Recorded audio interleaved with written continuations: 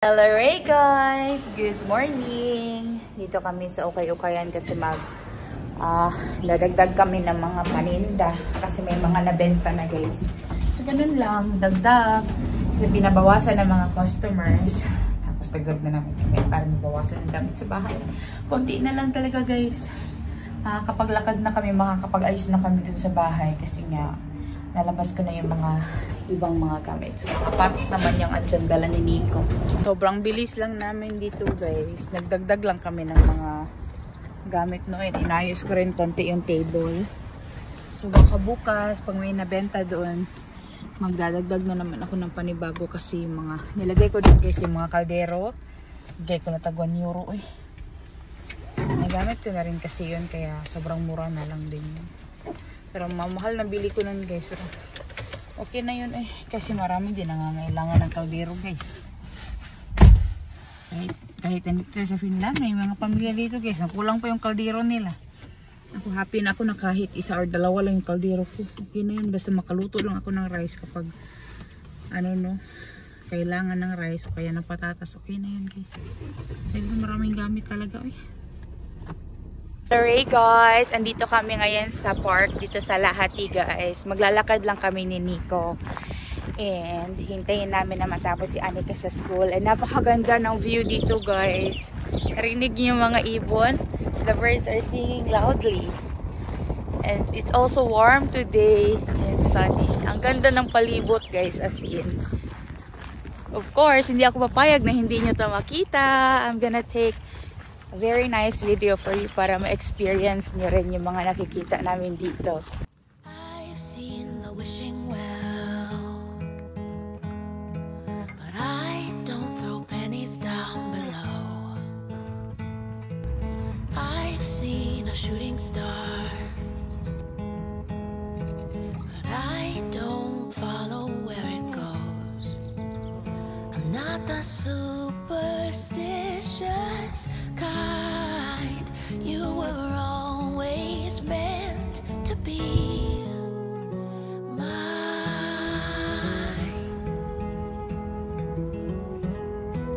La la la la la la la la. Some people pray all day and cross their fingers tightly in a bow. Got open eyes and arms stretched wide because I know you will be there when I rise. You were always meant to be mine.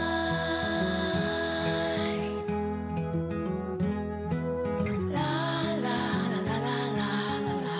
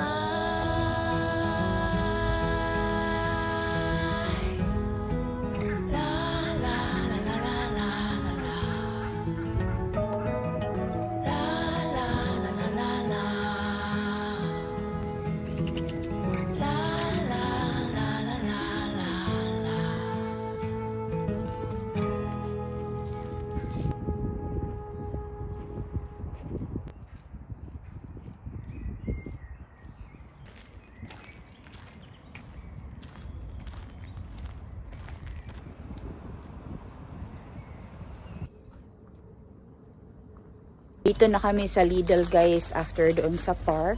Eh may nakita ko doon guys, meron silang nakalagay na hookah ale, yung mga Havikirwaka na pwede natin siya mabili. I think 2 euros pa rin yun. Titingnan ko. Andun yun sa labas ng cashier eh. Ito guys, oh meron sila ditong hookah ale. Ano kayang laman? Ay, hindi ko alam. Hookah ale. Kasvik set. Salati.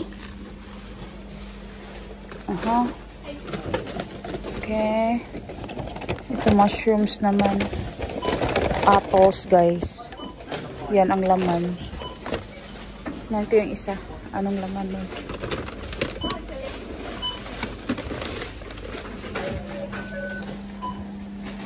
I think free ito. Hindi ko alam, ha. 2 euros. Ganyan dito guys sa Lidl, meron silang pabag. Tag 2 euros lang siya. Lahat yan is food waste na yan or habikirwaka. Yan hookah ale. Hookah is yung mga hookah is, ano ibig sabihin ng hookah? Ilagay ko na lang sa screen guys, ano ibig sabihin ng hookah. Pero yan siya marami siya. Pero yung isang kinuha ko, marami siyang fruits. Ayan na guys, may nakita na ako. Ito may bilhin natin. Kapag 6 euro. That's 2 euros. Na guys, dala na ni Nico. So meron tayong nabili today na 2 euros lang dito sa Lidl. Sundo na namin si Anika guys. Let's go! Punta kami dito sa lola namin guys. And dito kami magkakape kasi bumili kami ng donut doon sa Lidl. How's your school, Anika? Good school. It's a good day daw, sabi niya kanina. Tinatanong talaga namin yan everyday guys. So ulan na. Uulan. Sellainen tapa hävinnyt, että ei enää kukaan taputtanut. Joo. Joo. Mutta ei se muuten meni ihan lento. Pauwi na kami ng bahay guys. Segway tayo dito sa guba. Tingnan lang naman natin no. Baka dito meron ding tumubo na mga corvaceae. Kasi yung lighter pala na mushroom guys, yung Lehetocorvaceae yan tawag nila. Mauton pala yun, wala siyang flavor. Dapat yung dark brown lang talaga ang pulutin natin no, para merong lasa. So dito, na-disturb din yung ground dito. Ay maghanap tayo guys. Hanap tayo. Supportive talaga si Nico. Sabi niya, yeah, sige daanan natin. Kaya andito na tayo ngayon. Galing kami dun kay Lola guys no, and dun na kami nagkape. Ayan, nabusog na guys. Ayan dito is open siya and maraming balas. Ito kasi talaga yung tinutubuan niya guys, yung masyadong sandy yung lupa. Ganito yung environment na gusto nung mushroom na yun. And sabi ng lola namin guys is mag-gloves ako kapag namulot ako nun para safe. And bibili ako ng lutuan na electric na sa labas ko siya lulutuin guys kasi wala may abuhan sa gawas no. Para sa labas ko siya lutuin kasi mas maganda daw pag sa labas, sabi ng lola ni Nico, kasi nga hindi tayo malalason guys kasi yung tawag nito, yung pag niluto mo siya guys, pakukuluan kasi siya 3 beses, 2 to 3 times, 10 minutes each. Yung steam ba, meron din kasi yan mahalo sa hangin yung lason niya, kaya mas mabuti na sa labas talaga lutuin. And magtingin-tingin tayo dito guys kasi open ito dito na area. And ang mga puno dito dati was yung mga yung mga pines din mga putol-putol na dito. Tingnan lang naman natin no. Ito mag-expect ng marami. Pero titingnan natin. Dito yan sila sa mga dinaanan ng mga truck. Ano lang talaga ang mga pinagagawa ko guys. Sama din kayo. Damay-damay na to.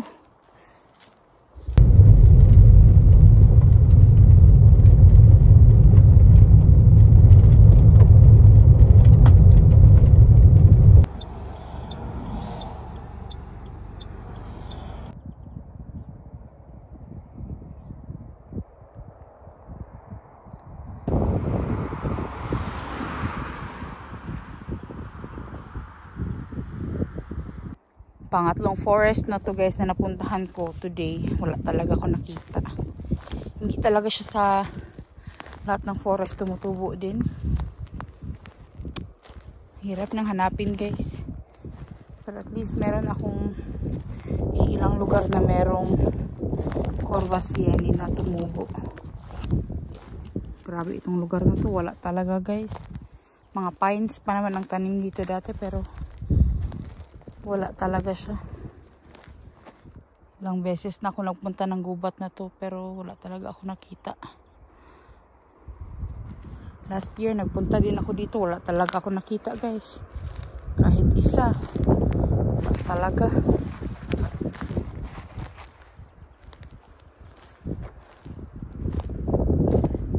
Pines na din dito na mga bagong tanim. Yung mga dating puno dito, yung mga stumps niya, mga ano din, pines din ang tanim pero wala talaga guys.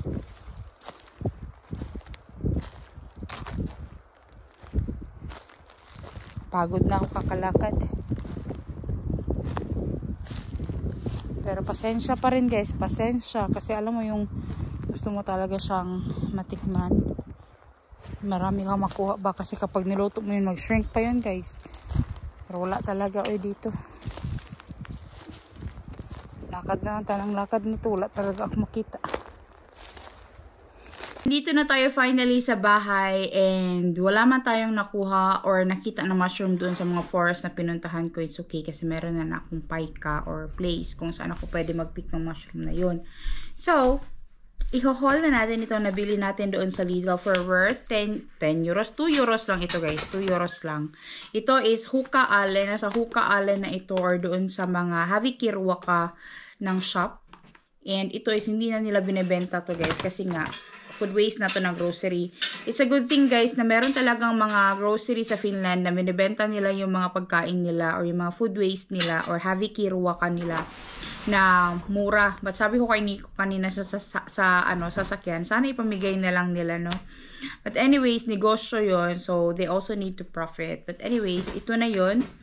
10 euros man yung nabibili natin palagi doon sa Havikirwaka Paika na pinupuntahan. Pero ito guys, 2 euros lang.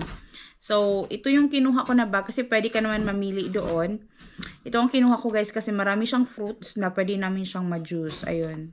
Kaya ito ang kinuha ko. So, ito na guys yung bag. And may laman siyang mushroom. Ayan. Champ siya na white finish Hercosieni o yung button mushroom.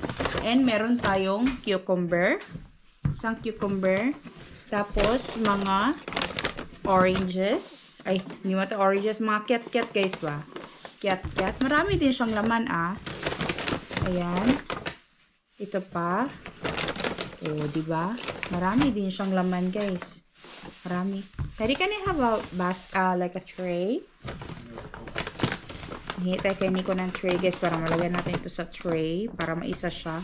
Ayan, marami din siyang laman, guys. Tapos, merong mga carrots. Ayan, lahat ito, guys, pwede mo itong ma-juice. Ayan. Carrots. Ayan, marami din carrots. And, ano pa ba? Ito may saging din. Saging. And, another saging. Ayan. Hindi na to masama guys. At least, diba, marami din. Tapos, merong isang, ang tawag nito, asparagus. Ayan. So, ito lahat, 2 euros lang ito doon sa grocery. Ay, meron pa palang laman guys. Ito pa, meron pang isang carrots. Ayan. So, yan yung ating laman. Yan yung laman ng ating 2 euros na andun sa Hoka Ale. Ayan guys. So, Hoka Ale talaga ang tawag niyan. What is Hoka Daddy Waste, no? Ale is sale. Hoka Ale. So, waste sale. Kung ganun ang pagka-translate mo. Pero ito is Havikirwaka din or food waste din ito doon sa mga grocery. Actually, nung tumingin ako guys, meron na rin isang lalaki na kumuha. Tapos, may sumunod sa akin. Tapos sabi niya, ay ano to? Food waste, Havikirwaka. Matanda na na-couple. Di kumuha din sila guys. Sabi ko, yeah, it's very good kasi maraming vegetables yung iba guys. May ano nga doon?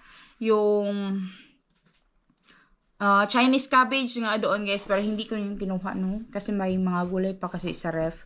So, ito lang ang kinuha ko guys. Kasi ito lang pwede naman gawin. Look, Anika, we have banana. You want some banana? How much? Nani, mais tava. Titikman daw ni What Ate happened to yung saging. banana? It's big. It's so big, yo. What happened? It's so big. It grows so big. Sobrang sarap ng saging nito, guys, of course. Kasi ito, hindi ito yung saging na chiquita.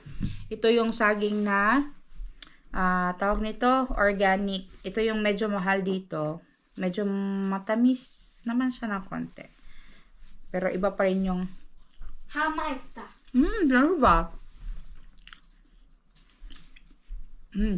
Ang si Eri Mako. Oh. Iba raw lasa, guys. Iba raw yung lasa yung saging ko, guys. Sa saging na kinuha niya, pero same lang naman. Mahilig kasi si Anika ng saging talaga. But yun, guys, yung araw natin today. I'm so happy kasi nakabili kami kahit pa paano ng pagkain doon sa Lidl.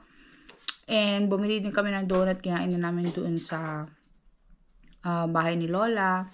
And ayun, pinakita ko lang kay Lola yung mga pictures, guys, and mga videos na kuha ko while andun kami sa Holland. And she was so amazed kasi nga sobrang daming mga bulaklak.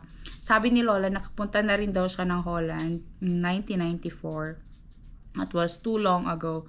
And ayun, shinare namin sa kanya yung experience namin, guys, about driving doon sa Holland, ganyan.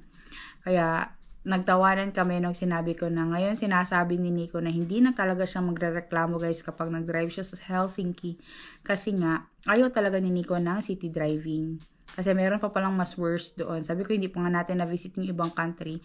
How much more kung sa ibang country, diba? Ano pa yung driving culture nila. But yun naman talaga ang point doon ng travel. You will always learn something new. And you will experience something new. So, yun. It was a good holiday anyways, and we learned a lot, guys. Alam mo yun, na-immerse kami din sa kultura nila. Ganito yung sistema nila doon. Kaya, bawat country talaga magkaiba and meron ka talaga matututunan. But anyways, guys, ito na natin tatapusin ang vlog na to. Salamat sa inyong lahat sa patuloy na panonood ng aming mga vlogs. Please don't forget to like, share, and subscribe to our channel, The Lindemans and Lindemans Outdoors. Ingat kayo palagi. We'll see you next time. Hey, hey!